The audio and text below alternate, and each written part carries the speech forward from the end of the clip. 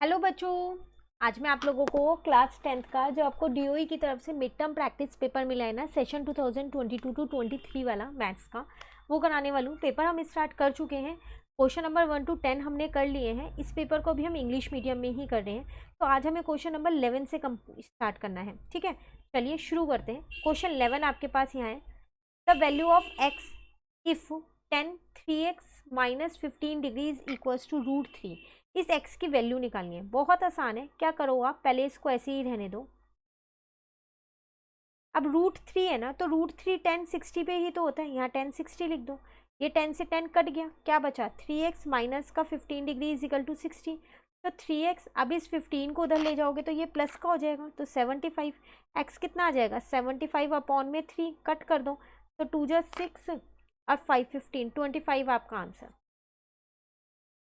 Clear है। Choice में एक और क्वेश्चन है। अब यहाँ आपसे क्या कह रहा है, इसमें भी आपको ट्रिग्नोमेट्री का ही क्वेश्चन दे रखा है। If sine p is equal to 1/2 and cos r is equal to 0 then r minus p। तो ये भी बहुत आसान है। देखो साइन p आपको कह रहा है कि 1/2 है। 1/2 साइन कब होता है 30 पे, तो यहाँ लिख दो आप अपना साइन 30। तो साइन से साइन कट गया, p आपके पास आ गया है 30 डिग्री। चलो अब आपको दे रखा है कॉस r जो है वो 0 है, तो कॉस r 0 कब होता है कॉस की टेबल में, वो होता है कॉस 90 पे। तो कॉस से कॉस कट गया, आर आ गया 90। आपको क्या फाइंड करना है आर माइनस पी, है ना। तो इसका मतलब 90 माइनस 30, तो आंसर आ जाएगा 60 डिग्री। क्लियर, आसान था क्वेश्चन 11। चलिए आते हैं क्वेश्चन 12 पे। यहाँ आपसे क्या कह रहा है, the perimeter of a sector of a circle having radius R and angle 60 degree. Perimeter बताना है सेक्टर का, तो सेक्टर तो कुछ ऐसा ही होता है ना। अगर हम पहले फिगर ड्रॉ कर लें, यहाँ ऐसा, रेडियस मुझे आर दे रखा है, ये मुझे 60 डिग्री दे रखा है। ठीक है, लेकिन मुझे यहाँ पेरीमीटर बताना है। तो पेरीमीटर, सबसे पहली बात मुझे ये पता होना चाहिए, ये नहीं पता, लेंथ ऑफ आर्क। तो इसको निकाल लेते हैं हम यहाँ पर। तो कैसे निकालेंगे, वो होता है मेरे पास थीटा अपॉन में 360। अब इंटू में क्या होता है 2 पाई आर। तो थीटा मुझे 60 दे रखा है, 60 अपॉन में 360 इंटू में 2 पाई की जगह पाई लिख देते हैं, आर की जगह आर ही है मेरे पास। 0 से 0 कट, यहाँ पर इससे कट 6, इसको इससे कट किया 3 आ गया। तो ये हो गया मेरे पास 22 आर, और यहाँ आ जाएगा 3 7 जा 21। आर मैंने ऐसे ही रहने दिया क्योंकि आर मुझे क्वेश्चन में गिवन नहीं था। ठीक है, अब ये इसकी वैल्यू आ गई 22 आर अपॉन में 21। मुझे पेरीमीटर बताना है, तो तीनों को प्लस कर देती हूँ। किस किस को, 22 आर अपॉन 21 प्लस आर हो जाएगा। तो ये हो जाएगा 22 आर अपॉन 21, यहाँ आ जाएगा आपके पास 2 आर। तो अब बेस सेम कर लेती हूँ, तो बेस सेम करूँगी तो मेरे पास कितना आएगा 22 आर, इसको इसमें इंटू करूँगी तो ये हो जाएगा मेरे पास 42 आर अपॉन में 21, ऐसे ही रहेगा। ठीक है ना, क्लियर। अच्छा, अगर आप ऑप्शंस देखें तो इसमें आपको पाई की वैल्यू नहीं रखनी थी, पाई के फॉर्म में ही है ना ऑप्शंस। तो चलो कोई बात नहीं, हम इसको ऐसा करते हैं, दोबारा यहाँ से पाई हटा देते हैं, ये पाई को पाई रहने देते हैं, तो ये हो जाएगा। तो अब यहाँ पर आपके पास अगर आप देखें तो आपके पास क्या बचेगा, नीचे आपके पास एक 3 बचा है और ऊपर आपके पास पाई आर बचा है। क्लियर है। तो अब इसकी वैल्यू ये आ गई है। पाई मत रखना अगर आपको ऑप्शन में पाई दे रखा हो तो, वरना बेफालतू में इतना लेंदी हो जाएगा क्वेश्चन। तो इसका मतलब अब आप क्या करेंगे, ये हो गई पाई आर अपॉन 3। अब तीनों को प्लस कर दो, पाई आर अपॉन 3 प्लस का 2 आर हो जाएगा। तो ये आपके पास कुछ कॉमन ले सकते हो आप, इसमें से आर को ले सकते हो। तो ये हो जाएगा पाई अपॉन में 3 प्लस का 2।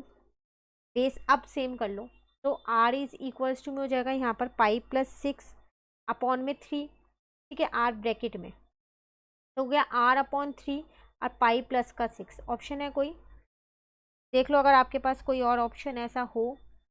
आर अपॉन 3, तो आर अपॉन 3 तो हमारे को ये वाला ऑप्शन यहाँ पर कहीं पर भी नहीं मिल रहा है, नहीं मिल रहा है ना, तो इसे थोड़ा सा चेंज करना पड़ेगा। तो ऑप्शन में अगर आप देखें तो सब में नीचे 6 है, तो इसमें भी 6 बना दो। तो मेरे पास क्वेश्चन अगर मैं देखूँ तो यहाँ पर वो था मेरे पास, मैंने अपना आंसर निकाला है आर अपॉन में 3, है ना, और ब्रैकेट में पाई प्लस 6 यहाँ लिख देते हैं। तो अब मैंने 6 बनाने के लिए ऊपर नीचे 2 से मल्टीप्लाई कर दिया, तो ये हो गया 2 आर अपॉन में 6, यहाँ आ जाएगा पाई प्लस का 6। इस 6 को अंदर ले गई मैं यहाँ पर, तो ये हो गया पाई अपॉन में 6 प्लस में 6 अपॉन में 6, तो 2r यहाँ आ जाएगा पाई अपॉन में 6 और यहाँ आ जाएगा 1। आप चेक कर लो, अब है ये ऑप्शन 2r ब्रैकेट में ये ना, यही है ना, देखो। तो कई बार ऐसा होता है ऑप्शन मैच नहीं होते तो आपको वो बनाने पड़ते हैं खुद से। क्लियर है? चलिए आते हैं क्वेश्चन 13 पे। कह रहे LCM of two number is 6 times their HCF, the sum of LCM and HCF is 189, if one of the number is 54 then the other. आपसे कह रहा है जो एलसीएम है दो नंबर का वो 6 टाइम है, किसके? आपके एचसीएफ के। तो अगर आप एचसीएफ को यहाँ पर x ले लोगे तो एलसीएम कितना हो जाएगा आपके पास? यहाँ पर 6x हो जाएगा ना। अब आपको इन दोनों का सम दे रखा है, एचसीएफ प्लस एलसीएम आपको 189 दे रखा है, तो ये हो जाएगा x प्लस का 6x इज इक्वल टू में 189। जो इन्फॉर्मेशन क्वेश्चन में वही यूज़ कर रही हूँ। एक नंबर भी 54 दे रखा है, अदर आपको निकालना है। तो पहले यहाँ आ जाएगा 7x इज इक्वल टू में 189, x की वैल्यू 189 अपॉन में 7, कट कर दो 7 की टेबल से, ये इजीली कट हो रहा है 7 की टेबल से, तो 27 पे हो रहा है। तो एचसीएफ मेरे पास आ गया कितना? 27। एलसीएम इसका 6 टाइम था तो इसको 6 से इंटू कर देती हूँ, 6 7 जा 42, 12, और उसके बाद अगर आप यहाँ पर 12 13 14 15 16 हो जाएगा।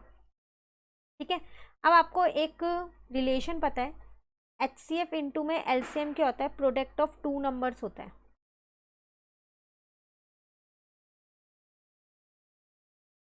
ना। तो ये हो जाएगा 27 इंटू में हो जाएगा 162, प्रोडक्ट ऑफ टू नंबर, जिसमें से एक नंबर पता है 54 है, दूसरा नहीं पता है। तो बस 27 इंटू में 162 अपॉन में हो जाएगा 54 इज इक्वल टू में बी। कट कर सकते हो जो जिससे कट हो रहा है यहाँ पर।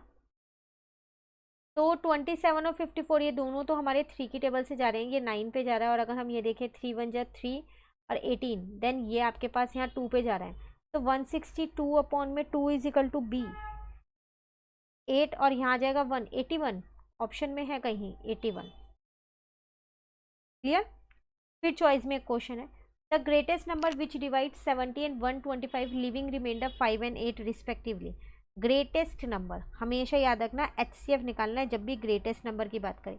पर रिमाइंडर कह रहा है 70 में 5 बचेगा, 125 में 8 बचेगा। तो चलो पहले इसको ही करते हैं। तो रिमाइंडर बचेगा ना, तो 70 में से 5 को माइनस कर दो 65, 125 में से 8 को माइनस कर दो तो 117। बस इनका क्या करो, अब आप एचसीएफ फाइंड कर लो। ग्रेटेस्ट नंबर की बात कर रहे हैं ना, तो एचसीएफ निकाल लो। 65 होता है आपके पास 13 5 जा 117 होता है आपके पास 13 इंटू में अगर आप क्या करोगे 13 की टेबल में, ये आपके पास आता है 9 पे। एचसीएफ मतलब कॉमन फैक्टर ना, तो एचसीएफ सीधा सीधा 13 आ रहा है। आप इसमें कोई भी मेथड लगा सकते हैं, प्राइम फैक्टराइजेशन, लॉन्ग डिवीजन, वो आपकी मर्जी। क्लियर? चलिए क्वेश्चन 14 कह रहे हैं, the area of the sector of a circle is 2/9 of the area of circle, the degree measure of its major arc. Major arc मतलब जो बड़ी वाली आर्क होती है, जैसे ये है, ये मेरी माइनर आर्क है, बाकी बची हुई मेजर आर्क, इसकी डिग्री बतानी है ये। ठीक है, तो एरिया ऑफ सेक्टर मुझे कह रहा है कि 2/9 है एरिया ऑफ सर्कल के। पहले वही चीज़ लिख लेते हैं यहाँ। तो एरिया ऑफ सेक्टर आपको कितना दे रखा है? 2/9 ऑफ एरिया ऑफ सर्कल।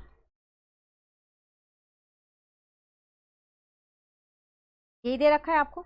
अब एरिया ऑफ सेक्टर होता है आपके पास थीटा अपॉन में 360 पाई आर स्क्वायर, और 2/9 एरिया ऑफ सर्कल होता है पाई आर स्क्वायर। ये तो आपस में कट हो गए, तो यहाँ बचा थीटा अपॉन में 360 इज इक्वल टू में 2/9। थीटा ही तो चाहिए ना, तो 9 से इसको कट कर दिया 40, तो थीटा आ गया मेरे पास 80।